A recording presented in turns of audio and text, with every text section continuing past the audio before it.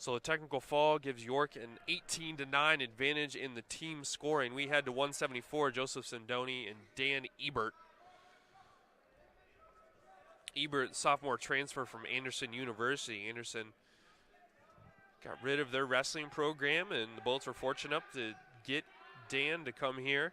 He's had a solid season, 23-13, 7 falls, 4 tech falls, and 4 major decisions. Finished runner-up at 174 pounds last weekend's Centennial Conference Championships, too. Hails from Fairfield, Connecticut. See Sindoni getting the takedown points there on Ebert. Ebert trying to avoid back points, not in a good spot. Sindoni trying to push Ebert over. He's got his head under Ebert. Sindoni is sophomore from Mullica Hill, New Jersey. Comes in with a 13-7 overall record, 4 pins, 2 tech falls, and a major.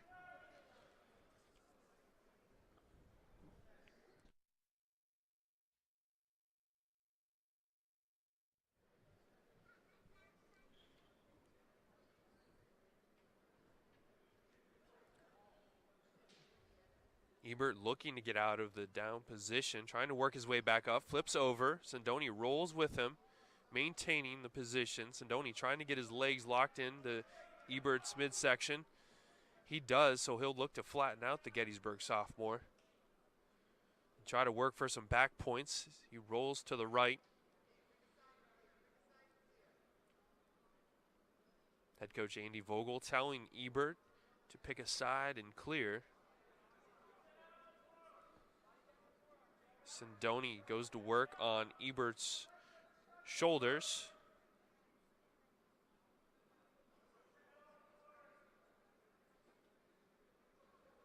Ebert works one of Sindoni's legs over. Goes into the sitting position.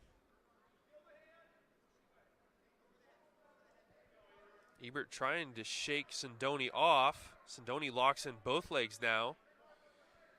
Ebert again goes into the sitting position.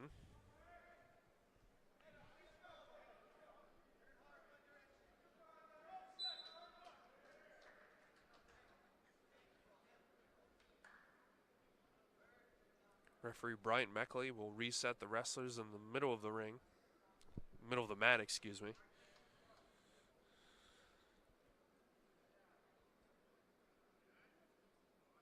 And there's a caution on Sindoni.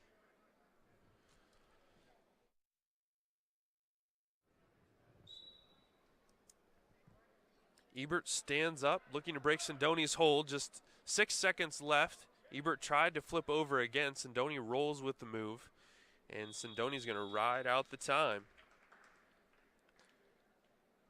So Sindoni with a 2-0 lead entering the second period. He's got over 2 minutes of riding time as well. He opts for the down position. And Ebert will work from the top now. Ebert pretty strong from the top position.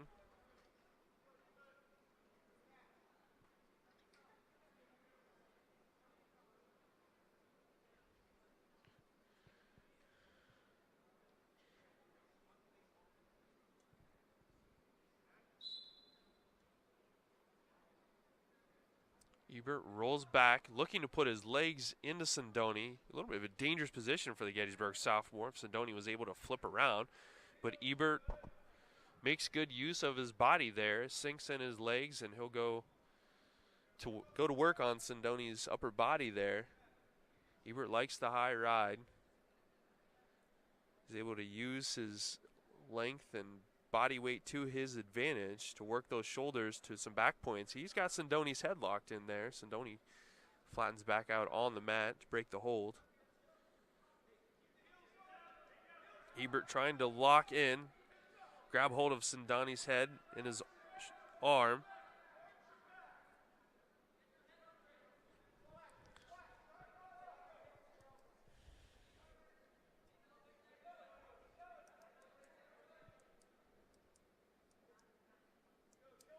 There's 3 matches left after this one at 184, 197, and 285. Looking forward definitely to the last 2 matches. Camden Stoops, his last match in front of the home crowd. The senior, he's had a great career here. He's going to have a tough match against John Shorter at 197 for sure. And heavyweight is always fun. Paul Triandafilou won the Centennial Conference title last week. I think he'll have his hands full with Stefanos Karpentinis, though, there in the heavyweight match. Next up, 184, Austin Roscos, the freshman for Gettysburg. He'll be wrestling against Jesse Huber, sophomore from York. Roscos bumping up several weight classes. He started the year at 157, but because of injuries to the team, he's jumped into 184. Ebert goes to work on Sindoni's shoulders there. He's got his right shoulder locked in, trying to work for some back points. He's worked the riding time all the way down. He's got Sindoni over. Sindoni fighting to keep those shoulders over. Just a 1 count. 7 seconds to go in the second period. Ebert unable to generate any offense out of the top position. He did work the riding time down, but he still trails 2-0 entering the third. So Ebert wisely is going to work from the top position again to start. That's why Gettysburg usually defers when it's their option. It'll be caution on Ebert this time. As I was saying, that's why Gettysburg defers when they have the option. That gives them the opportunity to evaluate what they need to do entering that third period. Do they need to start from the down position to get that escape point, or can they work from the top and get offense going that way, as Ebert tries to do here? Ebert was dominant in that second period from the top position. Was unable to generate points. Was close to some back points a couple times. Only managed to get a 1 point or 1 count though.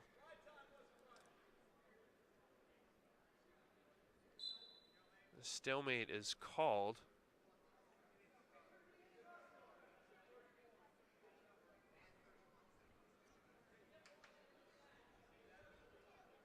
Little adjustment to the ride time here.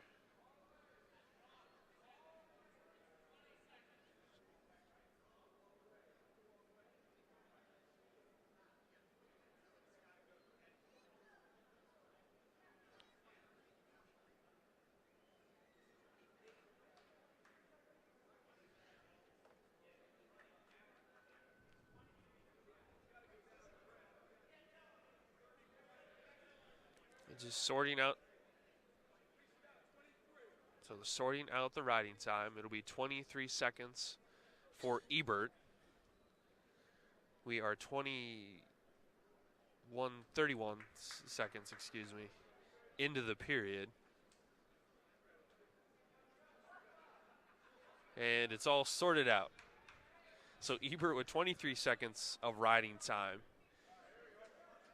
From the top position, it looks like he could get to that riding time pretty easily, but he needs to score some back points. And we have a caution here on Ebert. Now that's his second caution.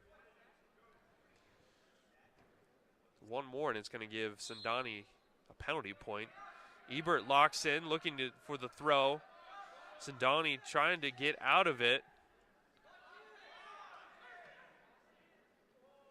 York wanted locked hands, but they're not going to get the call. Couldn't see it from my vantage point up in the press box. Ebert locked in. Sindoni rolls out of bounds. Goes back to the middle. Ebert with 43 seconds of riding time now. 1:09 left in the third period.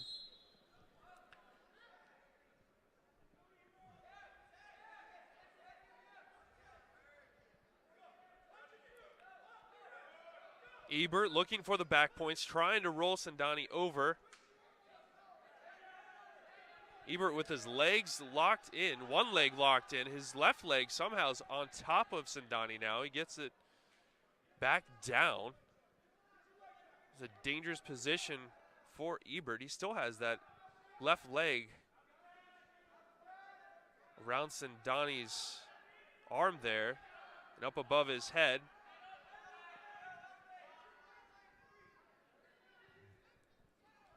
Ebert has clinched the riding time point. Over 1.5 minutes of riding time, but just 20 seconds left in the match. Ebert trails 2-0. He's been unable to generate any offense. Stalemate is called, just 8 seconds left.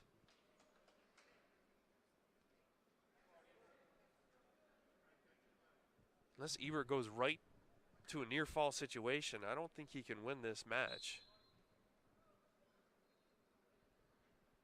Ebert sinks in. And that Sindoni will win this match 2-1.